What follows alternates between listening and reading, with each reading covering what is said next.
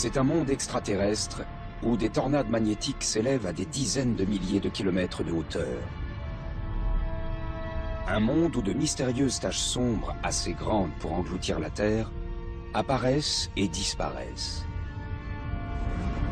Et où de violentes éruptions se produisent, projetant des tonnes de particules chargées dans l'espace à plus de 3 millions de kilomètres/heure. Il ne s'agit pas d'un monde étrange situé de l'autre côté de la galaxie, mais de notre Soleil. Aujourd'hui, les avancées technologiques nous permettent de l'observer avec bien plus de précision. Les satellites fournissent aux chercheurs des données susceptibles d'éclaircir des mystères datant de plusieurs siècles. Vous avez vu ça? Boum, une éruption solaire. Quel est le fonctionnement du Soleil? D'où vient sa puissance? Et quelles conséquences ces mécanismes internes peuvent-ils avoir sur la Terre, située à 150 millions de kilomètres de distance? Ces questions sont aujourd'hui prioritaires. Notre Soleil possède un côté sombre. Les violents orages qu'il génère sont capables d'anéantir le réseau électrique dont nous dépendons au quotidien. Et pourraient nous faire revenir à l'âge des ténèbres. C'est pourquoi les scientifiques du monde entier cherchent à élucider les mystères qui subsistent autour de notre étoile. Un voyage jusque dans son noyau à la découverte de son atmosphère torride et de ses tornades solaires impressionnantes.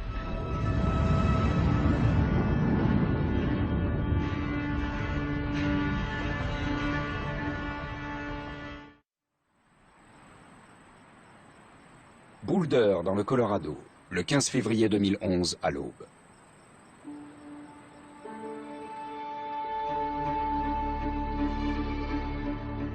Comme à son habitude, l'équipe du Centre national de prévision météorologique spatiale commence la journée par une observation minutieuse de la surface du Soleil. Bien que l'astre soit situé à 150 millions de kilomètres de la Terre, les forces qui s'y exercent peuvent avoir des effets surprenants et dévastateurs sur notre planète. Aujourd'hui, après plusieurs années de calme relatif, un satellite détecte une explosion spectaculaire à la surface du Soleil.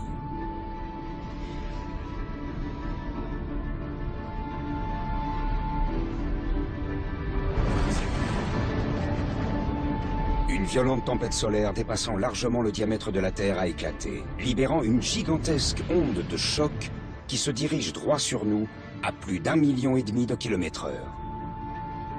Et personne n'en connaît les conséquences.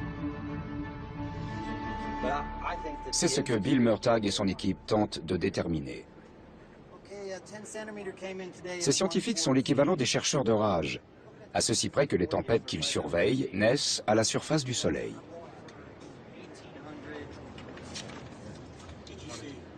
L'équipe modélise la tempête qui approche. La simulation la montre qui s'éloigne à toute allure du Soleil, situé à gauche, pour se diriger vers le petit point sur la droite, la Terre.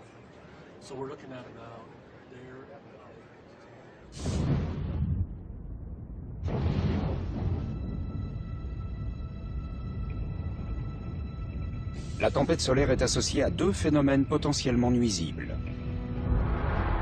L'éruption solaire, qui libère une bouffée de rayons X capable d'atteindre la Terre en quelques minutes, et bien plus inquiétant, l'éjection de masse coronale, ou CME, qui nous parvient quelques jours plus tard.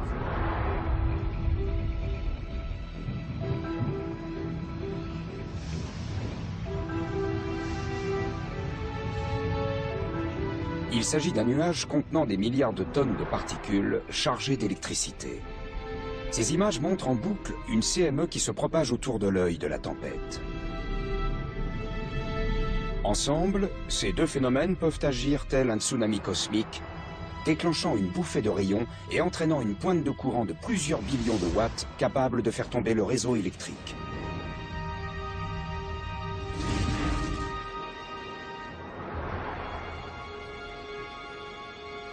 Un scénario farfelu? C'est pourtant ce qui s'est passé en mars 1989 dans la ville de Québec, au Canada. L'une après l'autre, les centrales électriques sont tombées en panne suite au puissant survoltage provoqué par une éjection de masse coronale. En moins de 2 minutes, 6 millions de personnes ont été privées d'électricité.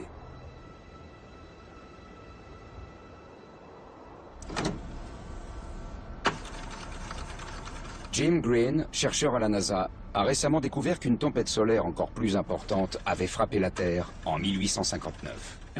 C'est un peu le grand-père des orages géomagnétiques. Et ça s'est passé il y a seulement 150 ans. Si un orage d'une pareille intensité frappait la Terre aujourd'hui, l'impact sur les infrastructures essentielles pourrait être catastrophique. La gigantesque surtension provoquée par une CME pourrait ravager les lignes à haute tension et faire fondre les transformateurs, plongeant des villes entières dans le noir. La réparation du réseau pourrait prendre des semaines, des mois, voire dans le pire des cas, des années. La société d'aujourd'hui, très dépendante de l'électricité, reviendrait à l'âge des ténèbres. Le réseau électrique n'est pas le seul à être menacé. De plus en plus, nous avons recours à des technologies sensibles à l'activité solaire. Le guidage par satellite, les communications longue distance, les systèmes de localisation des avions. Même les astronautes en orbite à bord de la Station spatiale internationale sont en danger. Il y a donc une réelle urgence à comprendre le comportement du Soleil. C'est pourquoi les scientifiques du monde entier tiennent à surveiller notre étoile de près.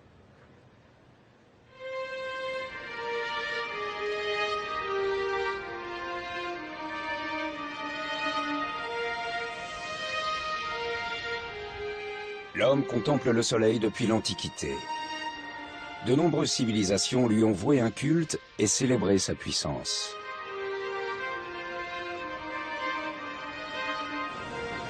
Nous nous émerveillons lorsqu'il s'éclipse le jour et quand il éclaire le ciel nocturne d'aurore polaire.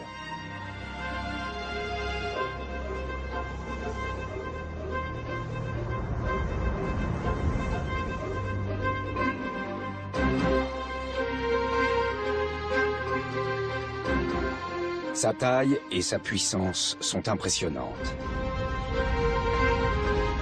Le Soleil est si vaste qu'il pourrait contenir 1 million de planètes comme la nôtre.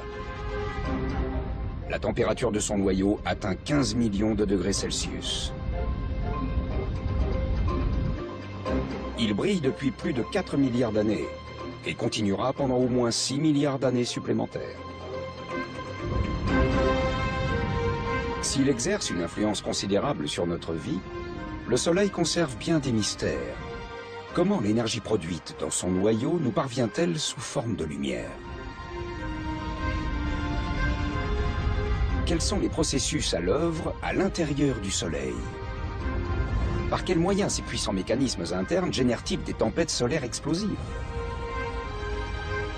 Voilà quelques-uns des mystères que les scientifiques doivent élucider afin de nous protéger des dangers du Soleil. Le Soleil peut se montrer imprévisible. Le Soleil est mystérieux.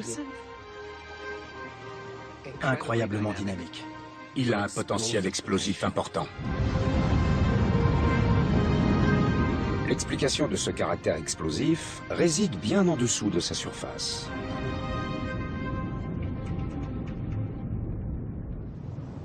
Il n'y a pas si longtemps, observer l'intérieur du Soleil était impossible. Comprendre ses mécanismes internes restait donc de l'ordre du rêve. Mais une découverte fortuite va tout changer.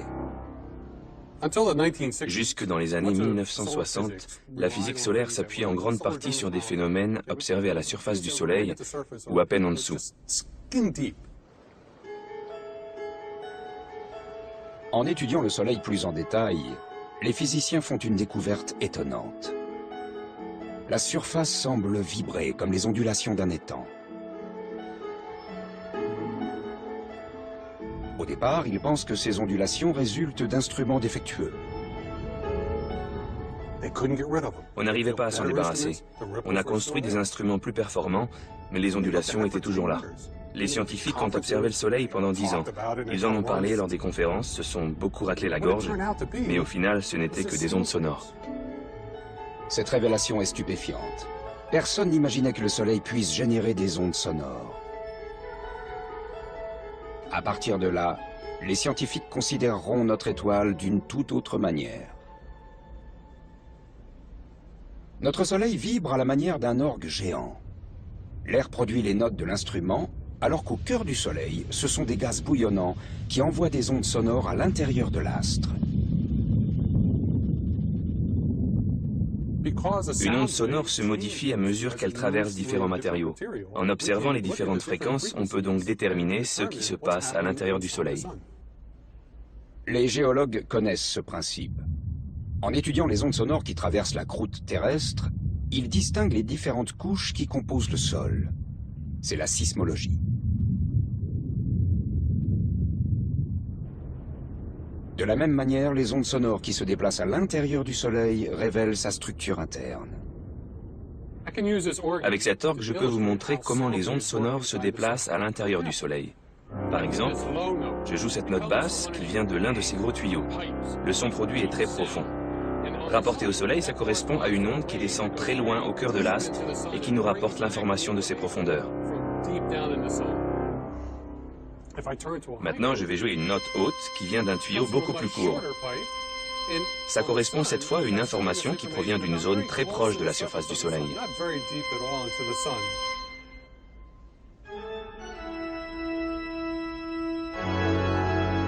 Il y a 10 millions de fréquences différentes qui résonnent dans le Soleil. Les déchiffrer représente un tournant considérable dans la compréhension de sa structure.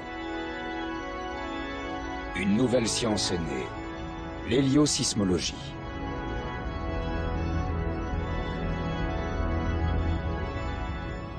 Avec l'apparition de l'héliosismologie, on a pu voir non seulement la surface du Soleil, mais aussi les mécanismes physiques qui se déroulaient en dessous. En observant l'intérieur de l'astre, on connaît mieux l'activité solaire. Visualiser ce qui se passe sous la surface du Soleil apporte de précieuses informations.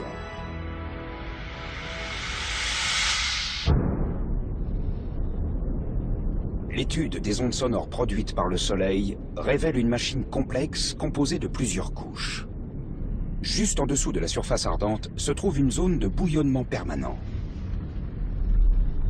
Vient ensuite une couche que la lumière met des milliers d'années à traverser. Au centre se trouve le noyau du Soleil. La zone la plus petite de l'astre mesure tout de même plus de 25 fois le diamètre de la Terre. C'est la centrale électrique du Soleil. Tout ce qui nous parvient sur la Terre, la lumière, la chaleur, les effets des tempêtes solaires, prend sa source ici.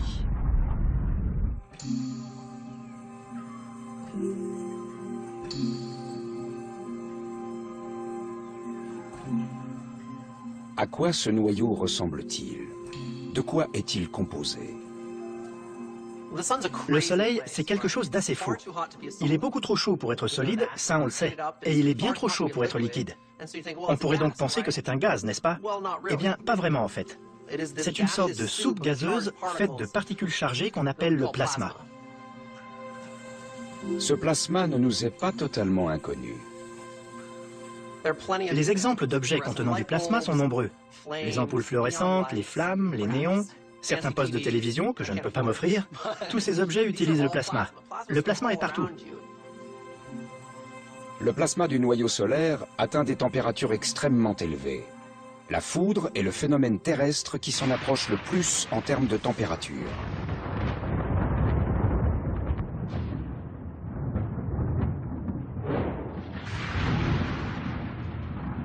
Au cours d'un orage, la charge électrique s'accumule, créant des éclairs qui peuvent atteindre des dizaines de milliers de degrés. C'est assez chaud, mais nettement moins que la température à l'intérieur du noyau du Soleil, où le plasma atteint 15 millions de degrés. Lorsque le Soleil s'est formé, l'hydrogène de son noyau a été comprimé par le poids de la matière qui l'entourait. La température et la pression ont atteint un tel niveau que les atomes d'hydrogène se sont divisés en électrons et protons créant le plasma. Et lorsque ces conditions extrêmes sont réunies, il se passe quelque chose de vraiment génial. La fusion nucléaire.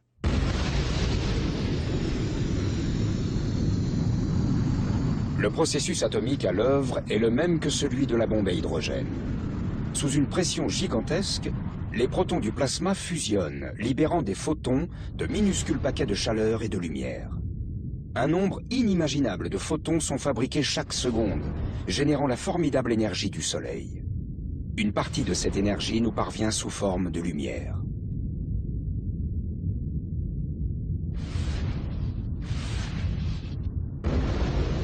Cette alchimie atomique transforme toutes les secondes plus de 4 millions de tonnes de masse en énergie. Toute cette masse transformée en énergie équivaut à 10 milliards de bombes atomiques fabriquées chaque seconde par le Soleil. Et l'opération se répète jour après jour. Ça fait 4 milliards d'années que ça dure. Et ça va continuer bien après que j'aurai quitté ce monde.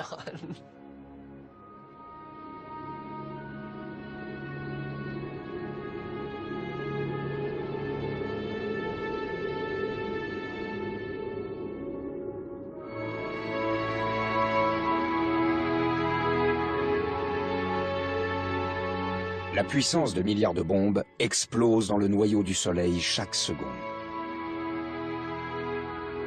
Cela soulève une question simple. On peut se demander pourquoi le Soleil n'explose-t-il pas? C'est parce qu'il y a un formidable mécanisme d'équilibre qui s'opère. La fusion nucléaire dans le noyau crée une pression très forte qui pousse vers l'extérieur. Par ailleurs, le Soleil est très gros, donc on a une gravité très forte qui s'exerce sur lui. Donc on a d'un côté la gravité qui appuie sur le Soleil, et de l'autre, le Soleil qui veut exploser. Et c'est grâce à cet équilibre magnifique que le Soleil reste entier.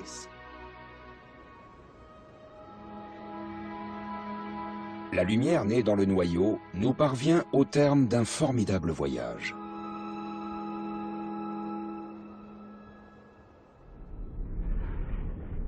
Loin du noyau, la température et la pression diminuent, et la fusion nucléaire s'arrête.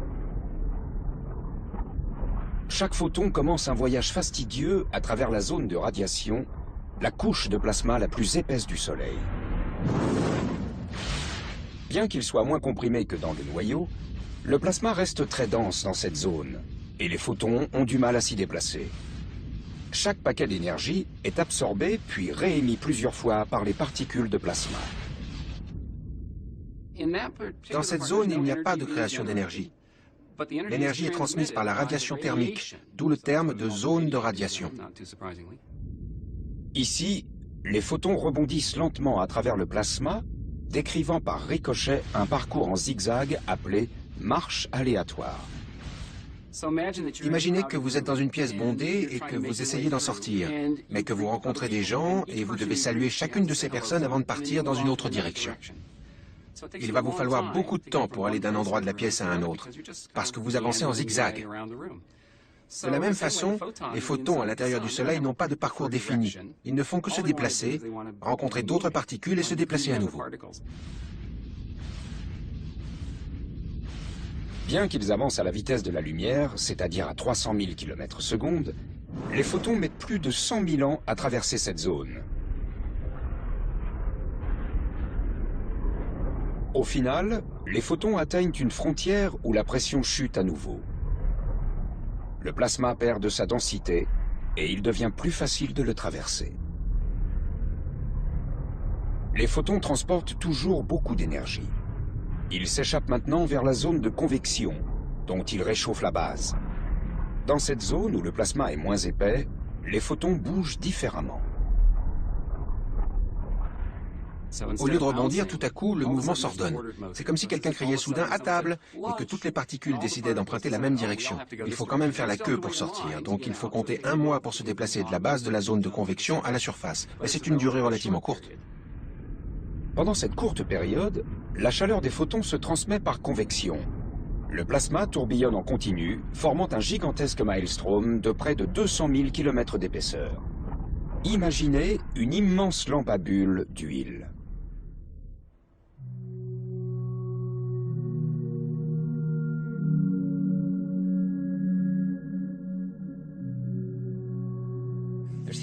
La chaleur arrive par le fond, provoquée par l'ampoule. La matière est chauffée et la grosse goutte monte jusqu'à la surface. Quand elle arrive en haut, elle refroidit, devient plus dense, puis redescend.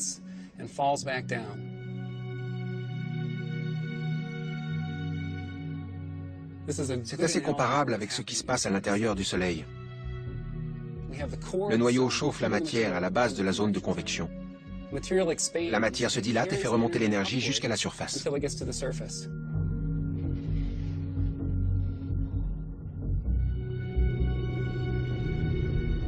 Ces images extraordinaires montrent le phénomène de convection à la surface du Soleil. Le plasma monte et descend, formant une structure fascinante, la granulation.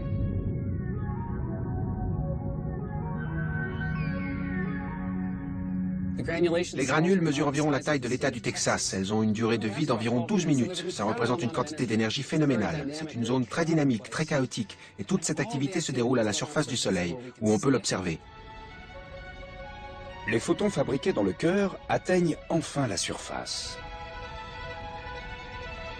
Ils émergent sous une forme d'énergie solaire atténuée qui atteint la Terre en 8 minutes. C'est la lumière du Soleil.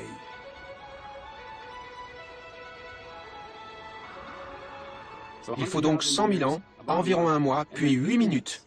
Une fois que l'énergie atteint la surface du Soleil, il faut seulement 8 minutes pour qu'elle devienne visible. Sans obstacle, le voyage des photons du cœur à la surface du Soleil ne prendrait que quelques secondes. En réalité, la lumière que nous recevons aujourd'hui pourrait avoir été produite au cours de la dernière période glaciaire.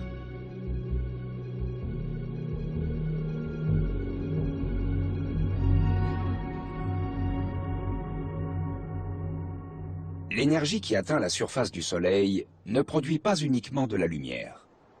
Elle peut aussi déclencher des tempêtes solaires.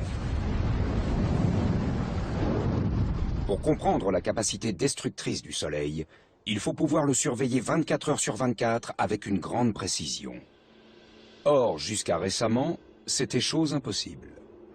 5, 4, démarrage du réacteur principal. 3, 2, 1, 0. Mise à feu et décollage de l'Atlas V avec le Solar Dynamics Observatory. En février 2010, la NASA lance son satellite d'observation solaire le plus sophistiqué, le Solar Dynamics Observatory, ou SDO.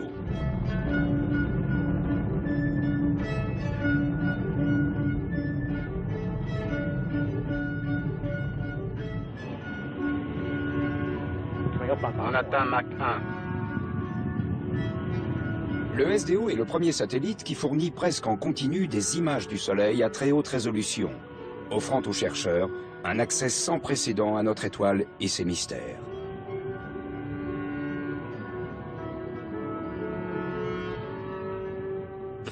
Le premier jour, on était tout excités. On savait que pour la première fois, on allait pouvoir laisser entrer la lumière du Soleil dans l'instrument. On a commencé à regarder les premières images, qui étaient presque nettes, et une fois la mise au point faite, elles étaient magnifiques.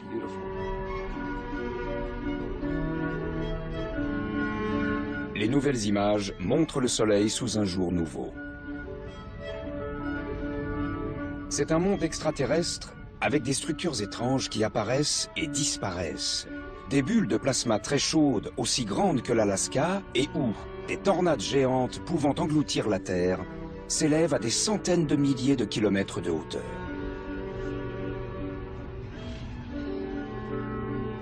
Je trouve ces images vraiment magnifiques. Je suis frappé par la dynamique qu'on y voit.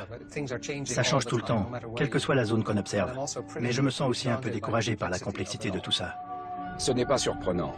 Les satellites précédents ne révélaient qu'une partie du Soleil en haute résolution. Aujourd'hui, on peut l'étudier avec une précision époustouflante. Pour examiner les images que le satellite nous envoie chaque jour, nous avons construit ce mur très spécial, composé de 9 écrans de télévision haute définition assemblés. Ce sont le satellite et le système de diffusion des images qui nous permettent d'observer le Soleil d'une manière nouvelle. On peut voir ce qui se passe en détail. C'est un bond en avant prodigieux en physique solaire. On peut observer ces phénomènes en permanence, surveiller le Soleil en continu.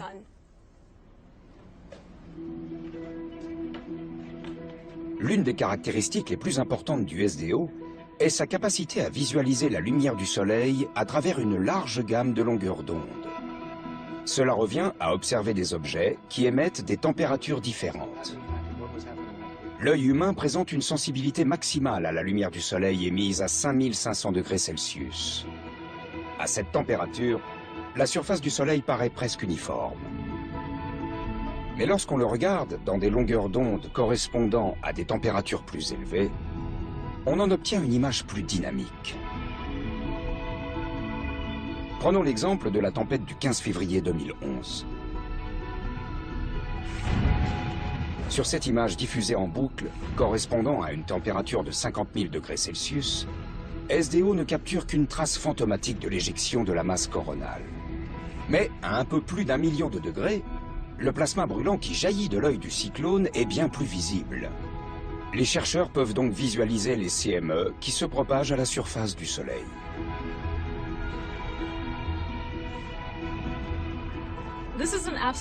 Nous vivons une période vraiment extraordinaire pour la physique solaire. Ces magnifiques images à haute résolution nous permettent de mieux comprendre les mécanismes physiques à l'œuvre au moment des éruptions solaires.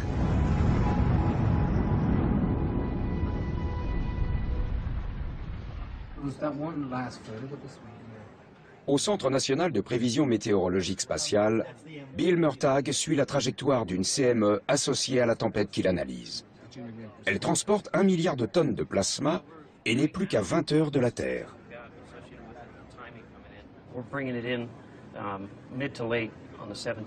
Ce que l'équipe observe est alarmant. En fait, ce sont 3 CME qu'on observe. Il ne s'agit pas d'une seule CME, mais de 1, 2 et 3. On ne peut pas encore parler d'orage parfait, mais les conditions s'accumulent pour engendrer un phénomène météo assez important. Le modèle montre la trajectoire et la vitesse de la CME. Mais ce que Bill Murtagh ignore, c'est la puissance à laquelle elle frappera la Terre.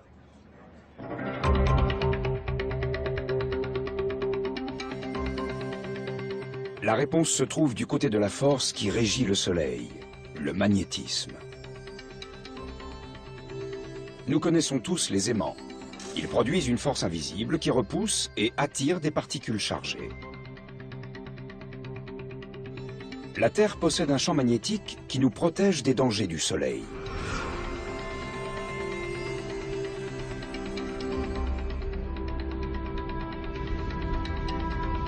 Mais nous connaissons moins le magnétisme du Soleil, qui, selon certains chercheurs, contribuerait activement à la formation de tempêtes solaires. On sait qu'il y a 2 conditions pour qu'une étoile soit magnétique. D'une part, il faut qu'il y ait des mouvements de convection sous la surface, ces gaz bouillonnants. D'autre part, il faut qu'elle tourne sur elle-même. Et plus elle tourne vite, plus elle devient active. Quand il y a une interaction entre ces 2 phénomènes, le bouillonnement et la rotation, l'activité magnétique de l'étoile est particulièrement forte. La surface du Soleil tourne d'une manière étrange.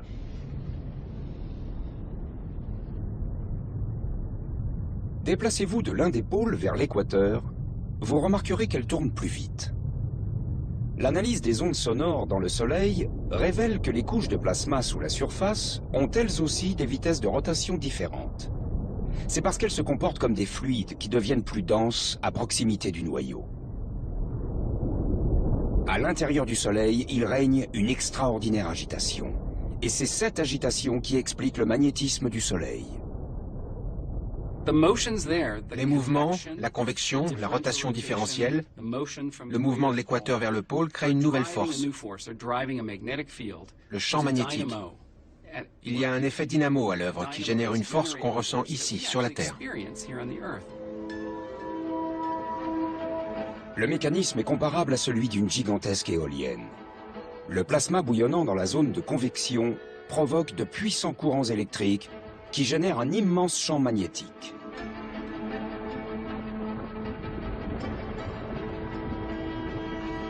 On a les flux ascendants et descendants. Le sacré Graal pour les scientifiques consiste à comprendre comment cet effet dynamo engendre des tempêtes solaires. L'explication se trouve dans la zone de convection.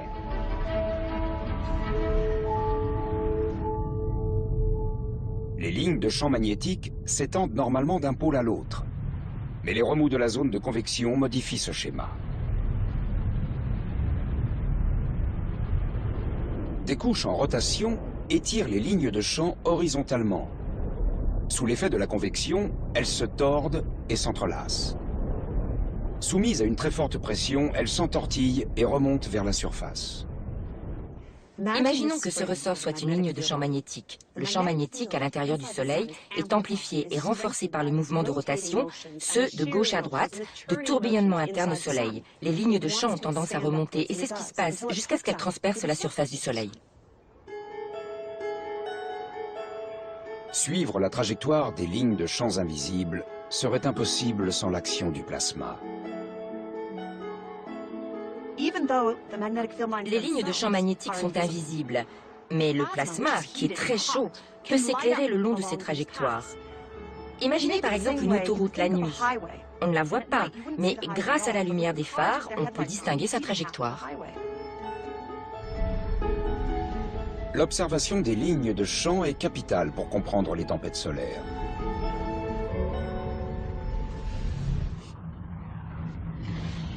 En émergeant, ces lignes forment des boucles. L'une des extrémités possède un pôle positif et l'autre un pôle négatif. Le plasma bouillonnant sous la surface déforme ces boucles en les gonflant d'énergie. Si elles se tordent suffisamment, les pôles positifs et négatifs des boucles peuvent se croiser. Alors, elles se court-circuitent en une gigantesque explosion. L'énergie libérée chauffe le plasma à des millions de degrés, donnant lieu à une formidable éruption solaire.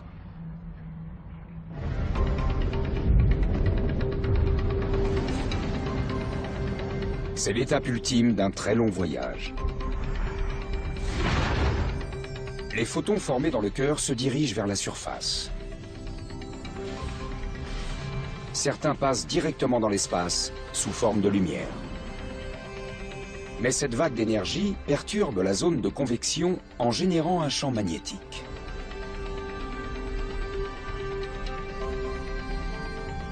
Les lignes de champ s'entortillent au point d'exploser. C'est l'éruption solaire.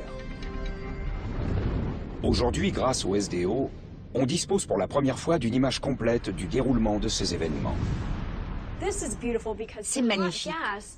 Le gaz chaud souligne les lignes de champ magnétique qu'on ne pourrait pas voir autrement.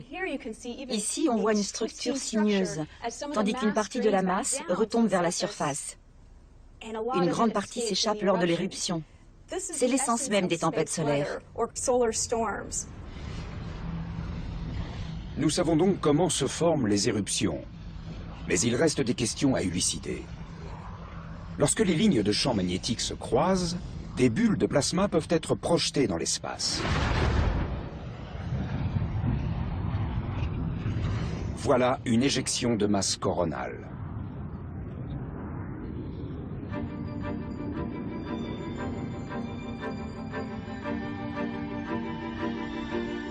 On comprend mieux comment se forment les éruptions solaires et les CME.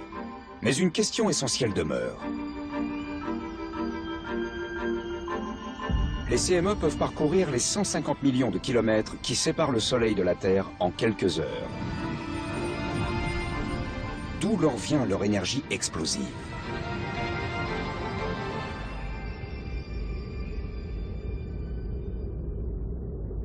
La réponse se trouve en partie dans la couronne solaire qui fait partie de l'atmosphère solaire. Elle est composée de plasma très chaud qui atteint plus d'1,5 million de degrés Celsius, soit 300 fois plus que la surface du Soleil.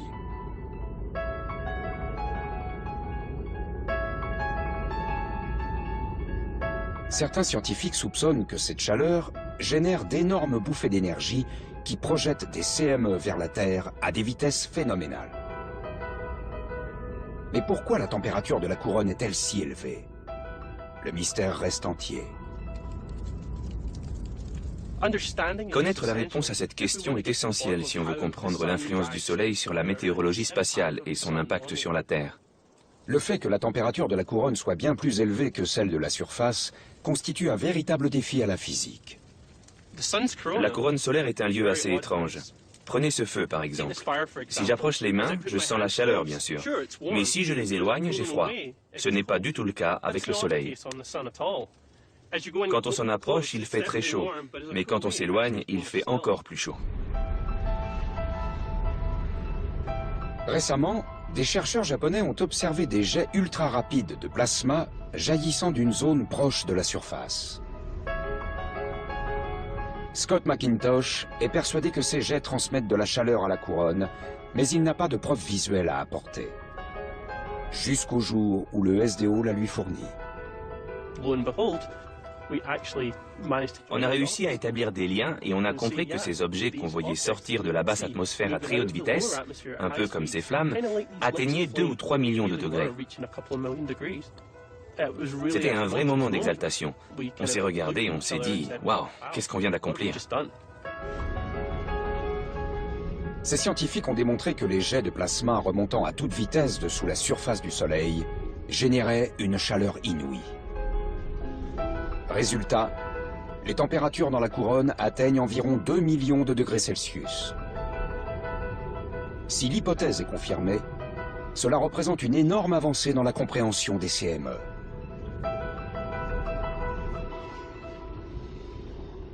La chaleur intense de la couronne agit comme le vent d'une violente bourrasque. Elle exerce une pression continue sur le plasma des lignes de champ, les gonflant comme les voiles d'un bateau qui tirerait sur le mât. Comme dans le cas des éruptions solaires, le croisement de lignes de champ magnétique peut causer une immense explosion. Dans le cas présent, les lignes se rompent et les voiles sont propulsées dans l'espace. Charriant 1 milliard de tonnes de plasma ionisé, la CME peut bouleverser une planète dépendant de l'électricité, comme la Terre. Au Centre national de recherche atmosphérique, ce phénomène violent est enregistré par les satellites. Pour voir la CME, il faut créer une petite éclipse artificielle. Pour cela, on bloque le rayonnement qui émane du disque solaire, ce petit cercle qu'on voit là. Cela nous permet de distinguer cette chose à peine visible projetée loin du Soleil. Celle-ci se déplace à environ 1000 km/s. En accentuant et en ralentissant l'image, on peut voir l'onde de choc filant à plus de 3 millions de km/h.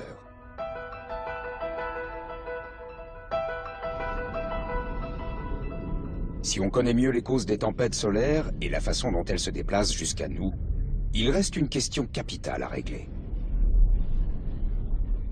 Tenter de prévoir les tempêtes solaires demande un vrai travail d'enquête. Au cours de nos observations, on cherche des indices qui nous permettraient de prévoir les tempêtes. Le meilleur indice, le voici. Les taches solaires. Des zones sombres qui peuvent persister à la surface du Soleil pendant plusieurs semaines. Une tache solaire est une zone très vaste qui représente plusieurs fois la taille de la Terre et qui apparaît comme une tache sombre à la surface du Soleil. Elle est sombre parce qu'elle est relativement froide par rapport à ce qui l'entoure. Cela s'explique par la puissance des champs magnétiques qui inhibent le flot de chaleur qui arrive d'en dessous. Les puissants champs magnétiques qui produisent les taches solaires constituent un terrain favorable à la formation des tempêtes solaires. Le défi consiste à établir un schéma type déterminant les conditions d'apparition et la fréquence de ces phénomènes. Quand on observe les taches solaires pendant plusieurs années, on observe quelque chose de très intéressant. Le nombre de taches à un moment donné va augmenter et diminuer sur une période d'environ 11 ans. Et comme on sait que les taches sont associées à de puissants champs magnétiques, on en déduit que les champs magnétiques solaires sont eux aussi soumis à un rythme cyclique. Le bouillonnement permanent à l'intérieur du Soleil crée un puissant effet dynamo qu'on pourrait qualifier de plus gros générateur électrique du système solaire. Les lignes de champs magnétiques engendrées s'entortillent au point qu'environ tous les 11 ans, les pôles magnétiques du Soleil s'inversent. L'activité magnétique qui en résulte est plus calme, et le nombre de taches solaires diminue. C'est la période du minimum d'activité solaire. Mais en raison de la nature turbulente du Soleil, progressivement, les lignes de champ s'entortillent de nouveau. Les bouffées magnétiques sont alors beaucoup plus fréquentes. C'est le maximum solaire. Le cycle solaire détermine le comportement du Soleil. Pendant le maximum solaire, il peut devenir enragé et déclencher des tempêtes solaires qui se dirigent parfois vers la Terre. Et pendant le minimum solaire, l'activité est atténuée. Il y a moins de tâches et moins de tempêtes solaires. En fait, le cycle d'activité détermine la manière dont le Soleil va se comporter. Avant la tempête solaire du 15 février 2011, l'activité solaire était plutôt calme. Mais cette saute d'humeur de notre étoile indique un changement de mauvais augure. L'activité magnétique du Soleil augmente à nouveau, tandis qu'on s'approche du maximum solaire. Au Centre national de prévision météorologique spatiale, Bill Murtagh et son équipe ont remarqué ce changement il y a quelques jours à peine.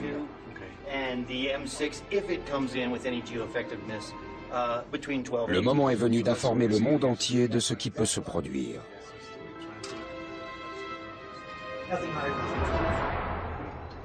Dans les minutes qui viennent, il va falloir qu'on prenne une décision et annoncer que cette éjection de masse coronale arrivera à telle ou telle heure demain avec l'orage géomagnétique qui, bien entendu, suivra.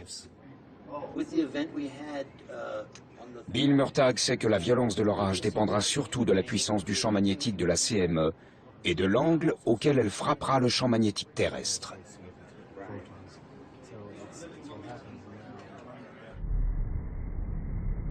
Les CME s'approchent de la Terre tel un bouclier en rotation lente.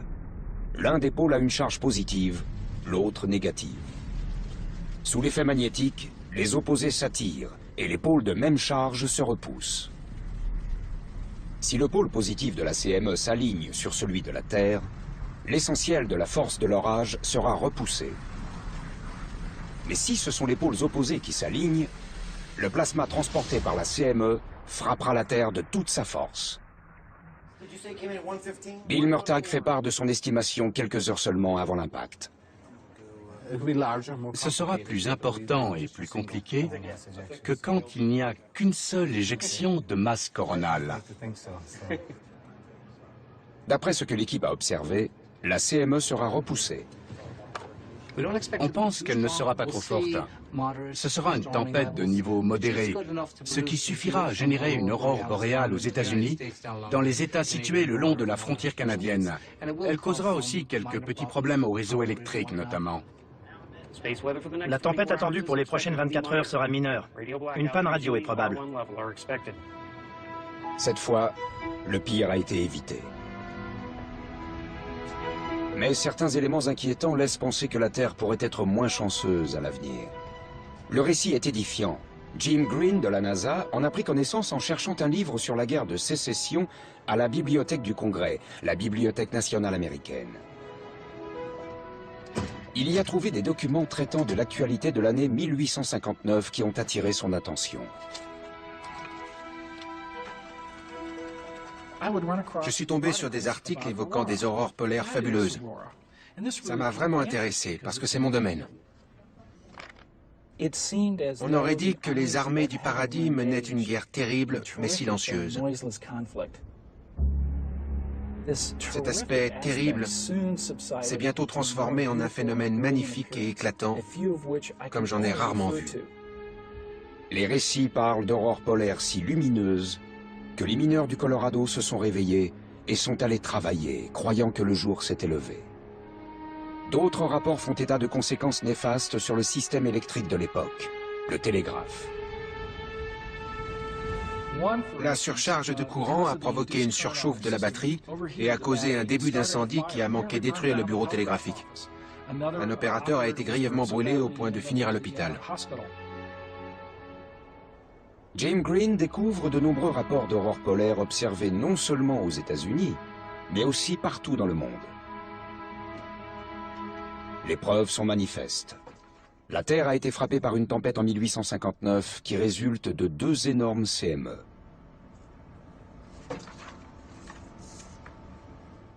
Ces 2 tempêtes étaient non seulement gigantesques, mais en plus elles se sont succédées.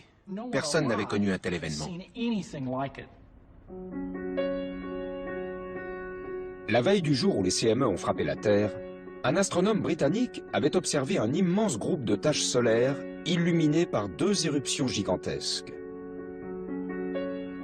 La deuxième CME a frappé notre planète 18 heures plus tard, ce qui a permis à Jim Green d'estimer sa vitesse à 8 millions de km/h. Elle a percuté la Terre à près de 4 fois la vitesse des CME du 15 février 2011.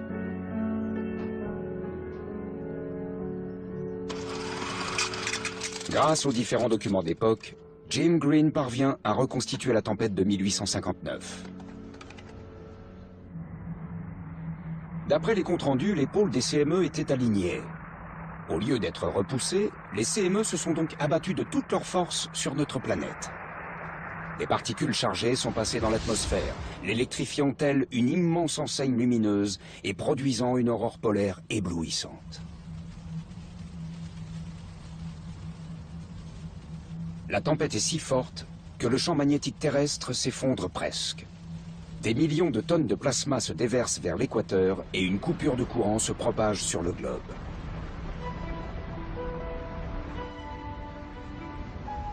Pour la société d'alors, encore peu dépendante de l'électricité, les dégâts sont minimes. Mais aujourd'hui, cela ne serait sans doute pas le cas.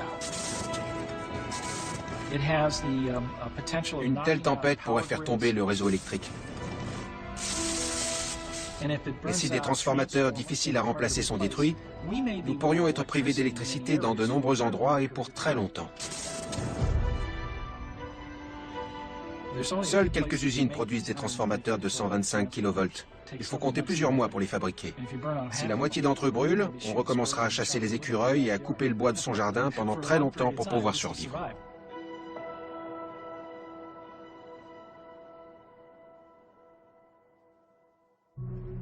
Aujourd'hui, les scientifiques spécialistes du Soleil savent qu'une grosse tempête surviendra.